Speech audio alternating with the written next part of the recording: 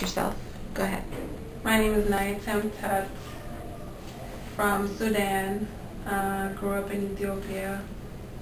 I was born in Sudan and grew up in Ethiopia. I'm 29 years old. Have one boy. He's 13 months. And what are your goals? My goals are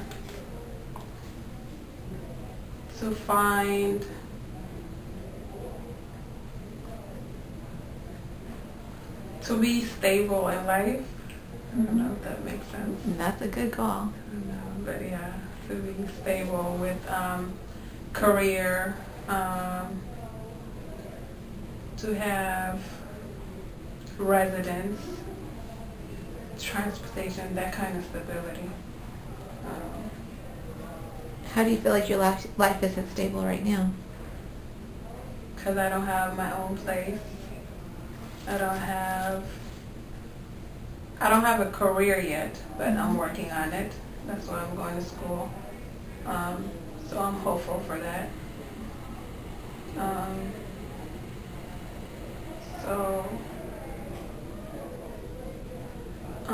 It's unstable right now because of my living situation, because I have to live with my mom. Yeah, and transportation. And how many people live in the apartment with your mom?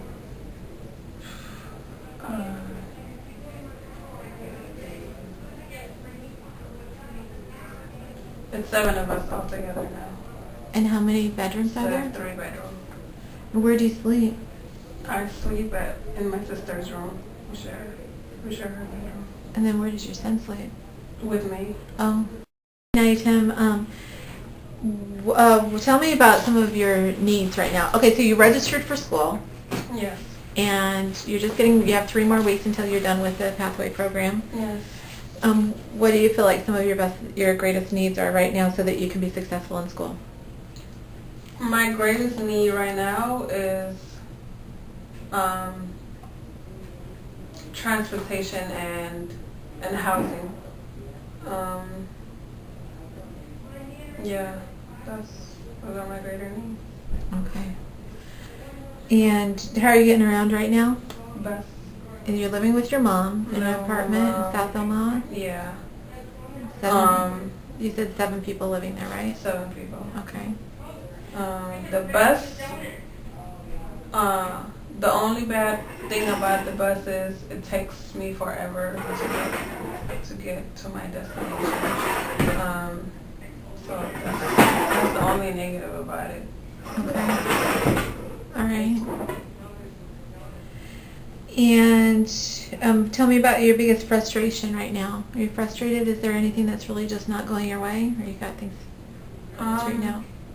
So far, being here has helped me straighten things out and have gotten me in the right path and has helped me approach things in my life the right way and just facing them head on.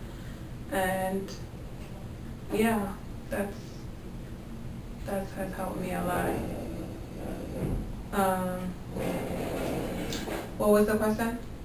Your biggest frustration right now? Yeah, my biggest frustration.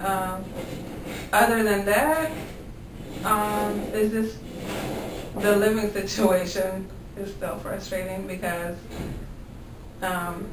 my mom is frustrated about it and there's nothing I could do about it. I applied to places and I'm just waiting for callbacks. So I don't know how to help her understand that I'm frustrated too, but that's not something she acknowledges. So that frustrates me even more. Mm-hmm. Well, you're on the right track. So you're registered for school, and you've sent your resume out, I know, to a few places. So you're looking for a job. That'll open up some doors for housing once you have a job. Because right now, what's your income? $293 a month. Okay, from ADC. So it's pretty hard to find housing on that. Yeah. You recently testified in front of the legislature, right? You did a really good job. You had a very moving testimony. And how did you feel about that? Did you feel good that you did it? Yeah, I did. Maybe if it could help, if it could get things changed for future single parents like me, then I'm happy I did it. If it's going to change anything. I think part of your testimony that was so moving was, that it came straight from the heart, and that you talked about how frustrating it was not having enough money for each month and having to borrow money, right? Yeah, and because the way my mom gets frustrated about it is like, I can't even afford to buy diapers. How do you expect me to afford getting a place? It's not easy for people to understand. It's not. And I don't know any other way to make it easier for them to understand, but yeah, it just keeps adding to the stress you already have with not having enough for yourself, and then you have to deal with helping other people understand. You have to go through. And when you talked about how desperate you were, you gave an example of, you want to tell us that example of what you did when you ran out of diapers? Yeah, I cut up my baby's blankets, which meant I had less blankets for him because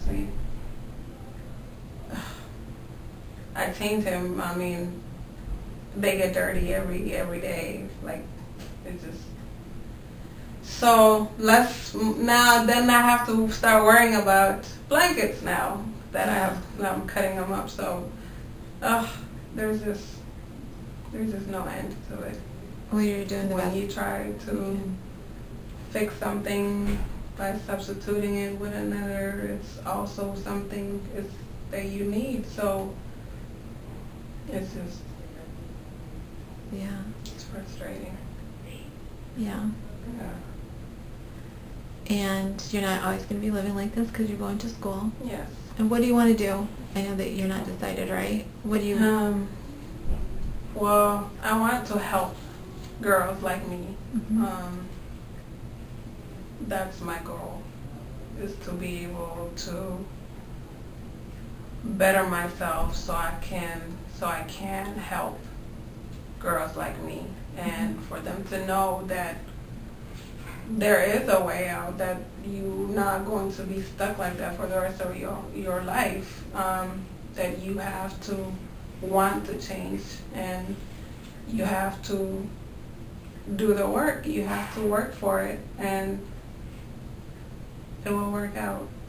As long as you think positive and you know that it will work out, it will. That's a good message. Yeah.